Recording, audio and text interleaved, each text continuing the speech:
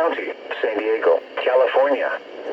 The National Weather Service in San Diego has issued a flash flood warning for central San Diego County in southwestern California until 5 p.m. PDT. At 3:46 p.m. PDT, Doppler radar and automated rain gauges indicated heavy rain falling across the warned area. The expected rainfall rate is 0.5 to 0.75 inches in 1 hour. Flash flooding is ongoing or expected to begin shortly.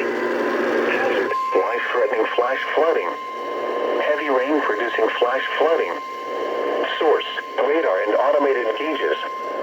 Impact: life-threatening flash flooding of creeks and streams, urban areas, highways, streets, and underpasses.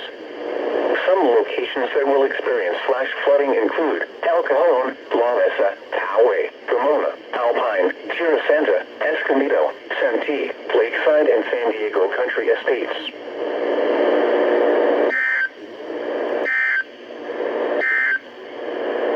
Flood advisory for the following county.